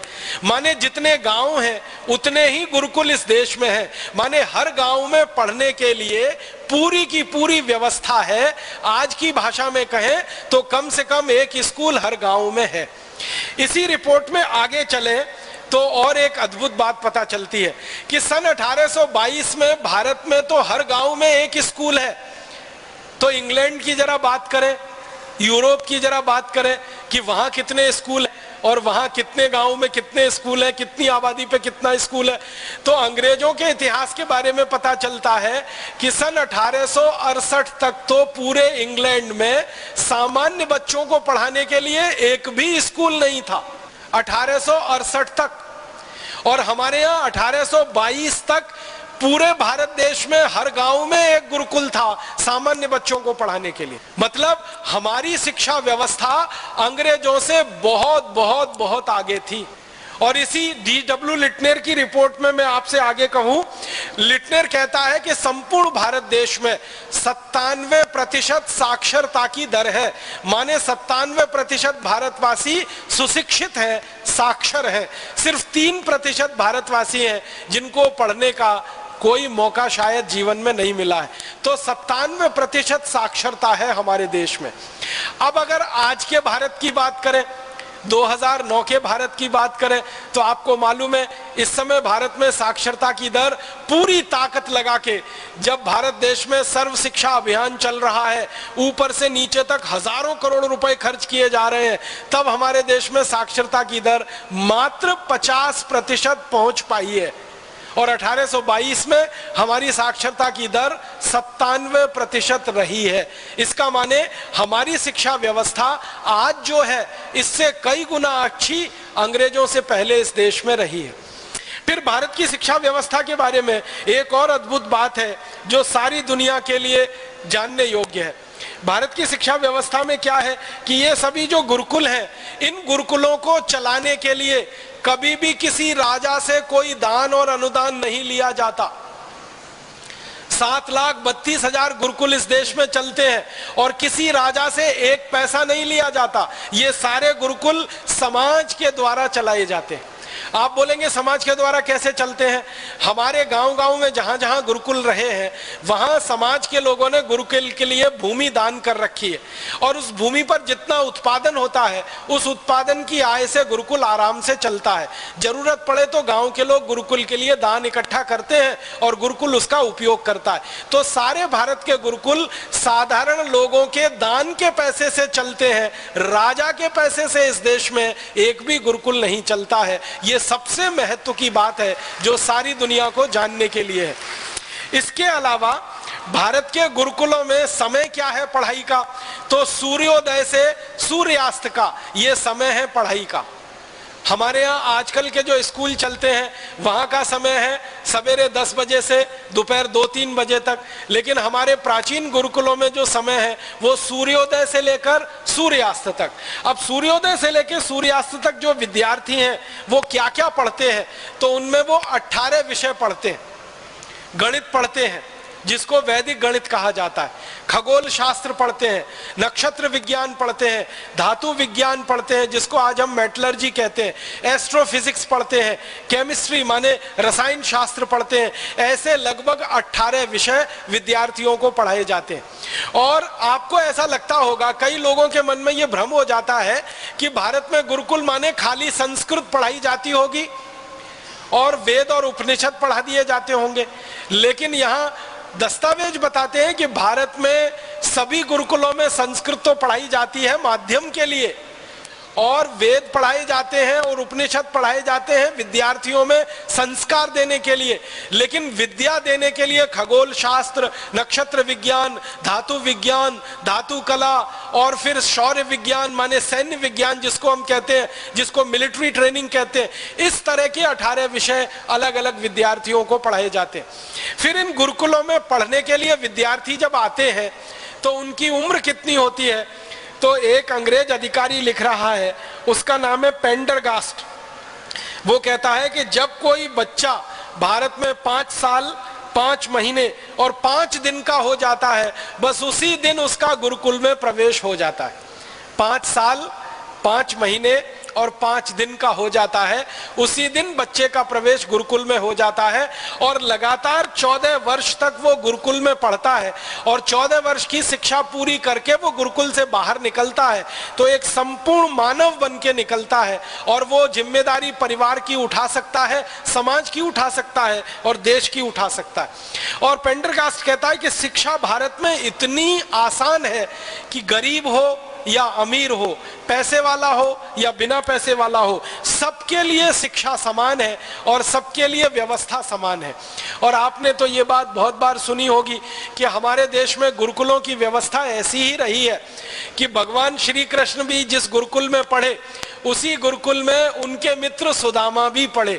और सुदामा की आर्थिक स्थिति के बारे में आप जानते हैं कि भगवान कृष्ण को मुट्ठी भर चावल नहीं खिला सकते, इतनी आर्थिक स्थिति कमजोर है, फिर भी सुदामा को गुरुकुल में प्रवेश मिला है और श्री कृष्ण के साथ बैठकर उन्होंने शिक्षा ग्रहण की है।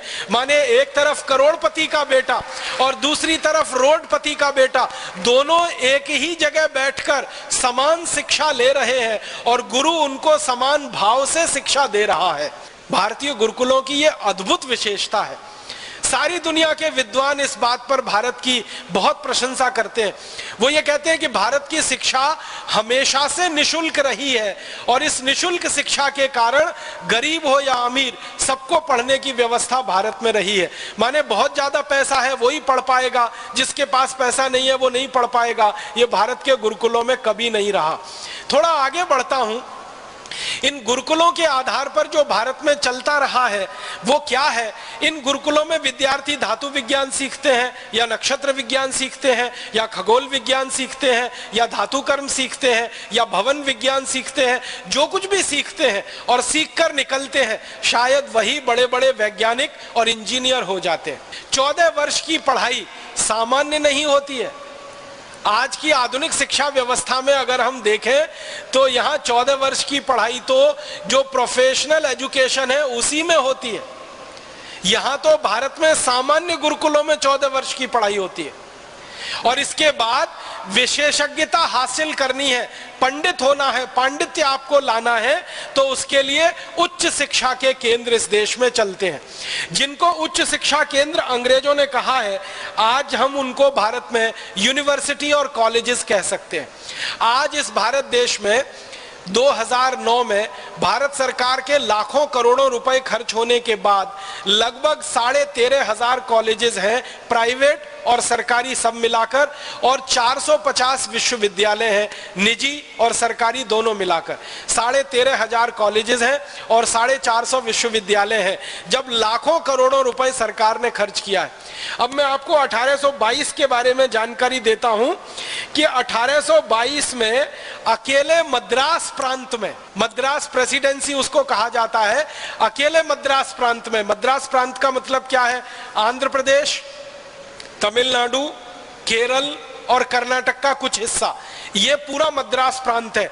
अकेले मद्रास प्रांत में 1822 में 11,575 कॉलेजेस रहे हैं और 109 विश्वविद्यालय रहे हैं अकेले मद्रास प्रांत में।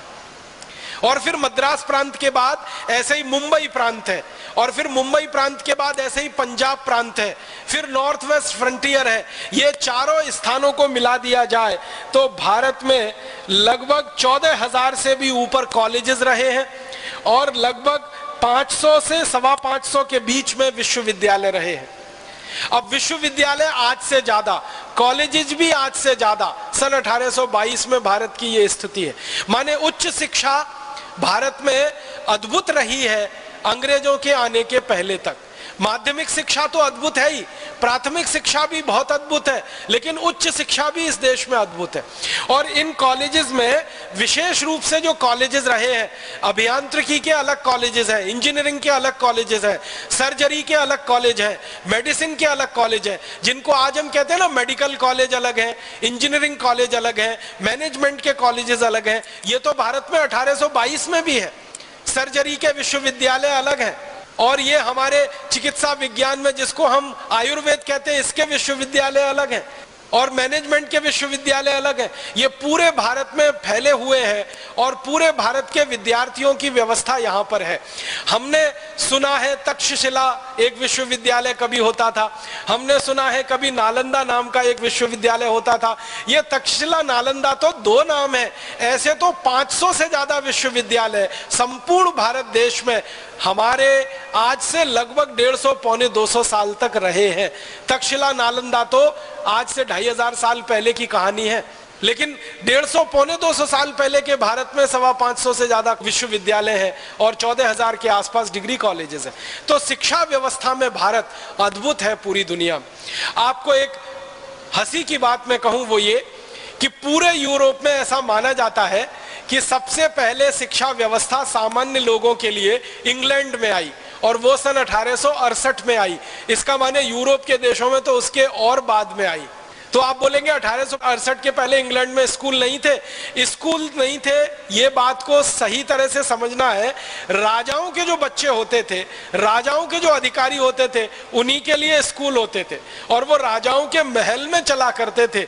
वो सामान्य रूप से सार्वजनिक स्थानों पर नहीं चला करते थे, और साधारण लोगों को उनमें प्रवेश भी नहीं था। इंग्लैंड और यूरोप में ये माना जाता था कि शिक्षा जो है वो विशेषज्ञों के लिए है, और राजा विशेषज्ञ है तो राजा को शिक्षा है, उसके बच्चों को शिक्षा है, उसके अधिकारियों के बच्चों को शिक्षा है। आम आदमी को शिक्षित होने की जरूरत नहीं है। क्यों? तो यूरोप के दार्शनिक कहते हैं कि आम आदमी को तो गुलाम बन के रहना है, उसको शिक्षित होने से फायदा क्या है। दुनिया में बहुत बड़ा दार्शनिक माना जाता है अरस्तु, और उससे भी बड़ा माना जाता है सुकरात। अरस्तु और सुकरात दोनों कहते हैं कि सामान्य लोगों को शिक्षा नहीं देनी चाहिए, शिक्षा सिर्फ राजा के बच्चों को और अधिकारियों के बच्चों को ही देनी चाहिए। तो उनके लिए कुछ पढ़ने और पढ़ाने की व्यवस्था है, आम बच्चों के लिए नहीं है। जबकि भारत में बिल्कुल उल्टा है, शिक्षा आम बच्चों के लिए है, साधारण बच्चों के लिए है, वो गरीब हो या अमीर हो। ऐसी अद्भुत शिक्षा व्यवस्था हमारे देश में रही है। अब शिक्षा के बाद में थोड़ी सी कृषि की बात करूं कि भारत में कृषि व्यवस्था कैसी रही है। हमारे अतीत में कृषि व्यवस्था के बारे में जिन अंग्रेजों ने बहुत ज्यादा शोध किया है, उनमें से लेस्टर नाम का एक अंग्रेज है। वो ये कहता है कि भारत में कृषि उत्पादन दुनिया में सर्वोच्च है, और अंग्रेजों की संसद में भाषण देते समय वो कह रहा है कि भारत में 1 एकड़ में सामान्य रूप से 56 क्विंटल धान पैदा होता है, 1 एकड़ में सामान्य रूप से। और वो ये कह रहा है कि ये उत्पादन औसतन है, एवरेज है। वो ये कहता है कि भारत के कुछ इलाके तो ऐसे हैं जहां 1 एकड़ में 70 से 75 कुंटल तक धान होता है, और कुछ इलाके ऐसे हैं जहां 45 से 50 कुंटल धान पैदा होता है। और वो कहता है कि मैंने औसत निकाला है पूरे भारत का, तो 56 कुंटल धान पैदा होता है भारत की खेती में। इतनी उन्नत कृषि व्यवस्था भारत में है। आज के अनुसार मैं आपको इसको अगर तुलना करके बताऊं तो आज भारत में सबसे ज्यादा यूरिया, डीएपी, सुपर फॉस्फेट डालने के बाद, सबसे ज्यादा रासायनिक खाद डालने के बाद औसतन 1 एकड़ में 30 क्विंटल से ज्यादा धान पैदा नहीं होता। और आज से लगभग 150 साल पहले भारत में 1 एकड़ में 56 क्विंटल धान पैदा हो रहा है, जबकि उस समय यूरिया, डीएपी कुछ नहीं है, खाली गाय के गोबर और गोमूत्र का उपयोग किया जा रहा है। तो उत्पादन का स्तर ये है। फिर इसी में गन्ने के उत्पादन के बारे में आंकड़े हैं अंग्रेजों की संसद में। वो ये कह रहे हैं कि भारत में 1 एकड़ में 120 मीट्रिक टन गन्ना सामान्य रूप से पैदा होता है पूरे भारत में, 120 मीट्रिक टन। और आज सन 2009 में यूरिया, डीएपी, सुपर फॉस्फेट के बोरे पर बोरे खेत में डालने के बाद गन्ने का औसतन उत्पादन पूरे देश में 30 से 35 मीट्रिक टन है 1 एकड़ में। आप तो महाराष्ट्र से आए हैं। महाराष्ट्र का एक इलाका है जिसको पश्चिम महाराष्ट्र आप कहते हैं, सांगली है, सतारा है, कोल्हापुर है और पुणे के बीच का इस पूरे इलाके में गन्ना औसतन रूप से 1 एकड़ में 80 से 90 मीट्रिक टन है। बस यही क्षेत्र है भारत का जहां गन्ने का उत्पादन सबसे ऊंचा है, पश्चिम महाराष्ट्र में। बाकी पूरे देश में तो गन्ने का उत्पादन 30-35 मीट्रिक टन से ज्यादा नहीं है। और अंग्रेज उस समय का सर्वेक्षण कर रहे हैं और कह रहे हैं कि 120 मीट्रिक टन गन्ने का उत्पादन है भारत में। ऐसी खेती है। फिर वो कह रहे हैं कि कपास का उत्पादन सारी दुनिया में सबसे ज्यादा है। और एक खास बात जो अंग्रेज कह रहे हैं वो ये कि भारत में फसलों की विविधता सबसे ज्यादा दुनिया में भारत में ही है। एक अंग्रेज कह रहा है कि भारत में धान के कम से कम 1 लाख प्रजाति के बीज हैं, कम से कम 1 लाख प्रजाति के बीज हैं। और ये बात अंग्रेज कह रहा है सन 1822 के आसपास कह रहा है। सन 1822 तक इस देश में धान की 1 लाख से ज्यादा प्रजातियां मौजूद थीं। और आज सन 2009 के आते आते भी 50,000 धान की प्रजातियां तो अभी भी इस पूरे देश में मौजूद हैं, सन 2009 के आते आते भी। तो इतना ज्यादा विविधता वाला ये देश है। फिर अंग्रेज कहते हैं कि भारत में सबसे पहला हल बना पूरी दुनिया का, और सारी दुनिया ने हल बनाना और खेत में हल को चलाना भारतवासियों से सीखा है। ये भारत का सारी दुनिया को सबसे बड़ा कंट्रीब्यूशन है। फिर एक अंग्रेज कहता है कि हल के अलावा खुरपी आप समझते हैं निराई गुड़ाई करने के लिए उपयोग में आती है। खुरपी है, खुरपा है, हसिया है, हथौड़ा है, बेलची है, कुदाली है, फावड़ा है, पवित्र है, रहट है। ये सभी शब्द आपके शायद जाने पहचाने हैं। अंग्रेज कहते हैं कि ये सब चीजें दुनिया में बाद में आई हैं, भारत में सैकड़ों साल पहले ही ये बन चुकी हैं और इनका उपयोग होता रहा है। माने खुरपी, खुरपा, हसिया, फावड़ा, कुदाली जो सारी दुनिया में आज भी इस्तेमाल होते हैं खेत के लिए, वो भारत में सबसे पहले विकसित हुई हैं। और बीज को एक पंक्ति में बोने की जो परंपरा है वो हजारों साल पहले भारत में विकसित हुई है। दूसरे देशों को तो उसकी कभी कल्पना नहीं रही है। और इसी तरह अंग्रेजों के इंग्लैंड में 1750 में पहली बार कुछ किसानों ने भारत आकर खेती सीखी और यहां से जाकर अपने इंग्लैंड में उन्होंने कुछ प्रयोग किए और उसके बाद खेती का काम थोड़ा बहुत उनके यहाँ आगे बढ़ा। उसके पहले कोई उनके यहाँ रिकॉर्ड्स नहीं मिलते हैं कि खेती उनके यहाँ कोई बहुत अच्छी होती थी। तो आप पूछेंगे 1750 के पहले ये इंग्लैंड वाले जीते कैसे थे या स्कॉटलैंड वाले कैसे जीते थे अगर खेती इतनी अच्छी नहीं थी। वो जंगल के द्वारा होने वाले उत्पादन और पशुओं को शिकार करके उनके द्वारा उत्पादित होने वाले मांस पर जिंदा रहते थे। जंगल से जो कुछ मिल गया और पशुओं को मारकर जो मांस पैदा कर लिया, उसी को खाकर उनका जीवन हजारों साल गुजरा है। और जिस समय इंग्लैंड वाले या यूरोप वाले दो ही चीजें खा पाते थे, या तो मांस या तो जंगल के फल, उस समय भारत में खाने के लिए 1 लाख किस्म के चावल उपलब्ध हुआ करते थे। तो बाकी चीजों की तो बात छोड़ दीजिए आप। तो ऐसी अद्भुत हमारी कृषि व्यवस्था रही है। और इसी कृषि व्यवस्था के साथ थोड़ा आगे 2-3 बातें और कहता हूं कि कृषि व्यवस्था जब इतनी अद्भुत रही हमारे देश में, तो उत्पादन सारी दुनिया में सबसे ज्यादा हम करते रहे और उस उत्पादन को दुनिया भर के देशों में हम निर्यात करते रहे। तो भारत से लोहा ही निर्यात नहीं किया हमने, कपड़ा ही निर्यात नहीं किया है।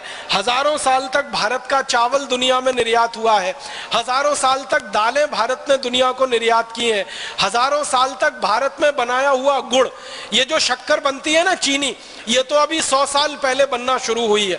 उसके पहले गुड़ बनता था और गुड़िया शक्कर बनती थी। तो गुड़ और गुड़िया शक्कर सारी दुनिया को हजारों साल तक भारत ने उत्पादित करके खिलाई है। और खाने पीने की हजारों चीजें दुनिया भर के देश हमसे खरीदते रहे हैं और हमको बदले में सोना चांदी हीरे जवाहरात मिलते रहे। अब मैं एक आखिरी बात कहना चाहता हूं आपसे, वो ये कि भारत ने कृषि उत्पादन में सर्वोच्चता हासिल की, भारत ने औद्योगिक उत्पादन में सर्वोच्चता हासिल की, भारत ने व्यापार में सर्वोच्चता हासिल की। ये सबका आधार था भारत की शिक्षा व्यवस्था। अगर शिक्षा व्यवस्था अच्छी नहीं होती तो शायद भारत ये कोई भी काम अच्छा नहीं कर पाता। किसी भी देश का तरक्की का पैमाना हम जब नापते हैं ना कि इस देश का कितना विकास है, तो 2 ही चीजों से वो पैमाना नापा जाता है और बनता है। पहला होता है स्वास्थ्य और दूसरा होता है चिकित्सा। भारत का स्वास्थ्य दुनिया में सबसे अद्भुत रहा है क्योंकि इस देश में चिकित्सा विज्ञान दुनिया में सबसे ज्यादा उन्नत स्थिति में रहा है।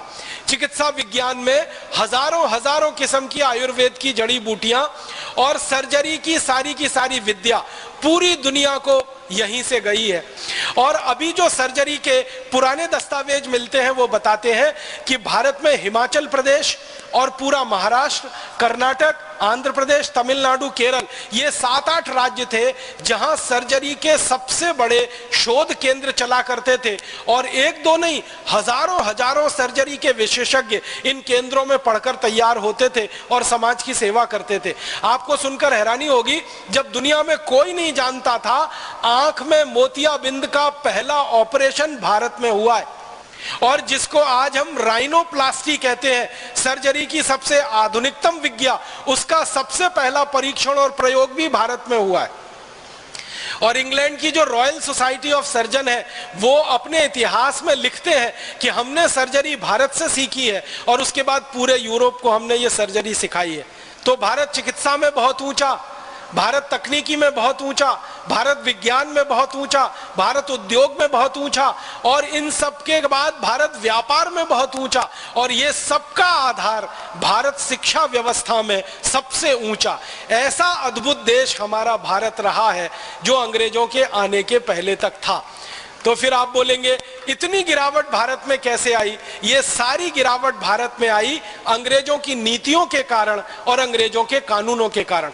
अंग्रेजों ने देखा कि भारत की सारी व्यवस्थाएं इतनी अद्भुत हैं, तो इन सारी व्यवस्थाओं को खत्म करना है, तोड़ना है, क्योंकि गुलाम बनाना है भारत को। मैकॉले कहता है कि भारत को गुलाम बनाना है तो भारत की संस्कृति, सभ्यता, शिक्षा, इन सबका नाश करना पड़ेगा। तो उनका नाश करने के लिए उन्होंने कानून बनाए। सबसे पहले एक कानून बनाया इंडियन एजुकेशन एक्ट, और उस कानून के आधार पर भारत के गुरुकुल बंद किए गए और धीरे धीरे भारत की शिक्षा व्यवस्था का नाश हो गया। फिर अंग्रेजों ने एक दूसरा कानून बनाया कि भारत की वस्तुओं पर ज्यादा से ज्यादा कर लगाओ और अंग्रेजी वस्तुओं को भारत में टैक्स फ्री कराओ। उसके बाद भारत के कारखाने बंद हो गए, फिर भारत का निर्यात खत्म हो गया। फिर भारत की कृषि व्यवस्था के लिए अंग्रेजों ने कानून बनाया कि किसानों के ऊपर 90% लगान लगाओ और किसानों की जमीनें छीनने के लिए लैंड एक्विजिशन एक्ट बनाओ। उसके बाद हिंदुस्तान के किसान बर्बाद हो गए। फिर किसानों के काम आने वाली गाय और बैल, इनका कत्ल कराओ। और सबसे पहला कत्ल खाना अंग्रेजों ने शुरू किया कलकत्ता में, जो आज भी चल रहा है। अंग्रेज उसमें 350 गाय रोज काटते थे, अब उस कत्ल खाने में 14,000 गाय रोज कट रही है। तो ये सारी की सारी दुर्व्यवस्था जो हमारे यहाँ पैदा हुई, वो अंग्रेजों की गलत नीतियों के कारण और अंग्रेजों के गलत शासन व्यवस्था के कानूनों के कारण हुई। अगर अंग्रेजी शासन नहीं होता और अंग्रेजी कानून इस देश में लादे नहीं जाते, तो आज मैं इस बात को बहुत विश्वास से कह सकता हूं कि आज भी भारत दुनिया का सर्वोच्च शिखर पर बैठा हुआ देश होता, चिकित्सा में, शिक्षा में, उद्योग में, व्यापार में, तकनीकी में, विज्ञान में। अगर अंग्रेज नहीं आते, ईस्ट इंडिया कंपनी नहीं आती, अगर अंग्रेजी कानून इस देश पर नहीं लादे जाते और अंग्रेजी नीतियां इस देश में नहीं चलाई जाती, तो अभी भी भारत अद्भुत होता, सारी दुनिया की महाशक्ति होता, परम वैभवशाली देश होता। लेकिन दुर्भाग्य के अंग्रेज आए और उन्होंने ये सब किया। अब हमें क्या करना चाहिए? भारत स्वाभिमान के कार्यकर्ता के नाते मुझे ये लगता है कि हमको, जो भारत कभी अंग्रेजों के आने के पहले था, विश्व शिखर में सर्वोच्च सत्ता पर बैठा हुआ सर्वश्रेष्ठ देश, वैसा ही भारत फिर बनाना है। यही हमारे भारत स्वाभिमान के लिए सपना है और इसी सपने को पूरा करने के लिए हम सब परम पूजनीय स्वामी जी के नेतृत्व में सेना बनकर काम करें और सेना बनकर अपने सेनापति के आदेश पर वो सब कर डालें जो इस भारत के गौरव को फिर से वापस लाने में हमारी मदद कर सके। आप सभी का बहुत आभार, बहुत धन्यवाद।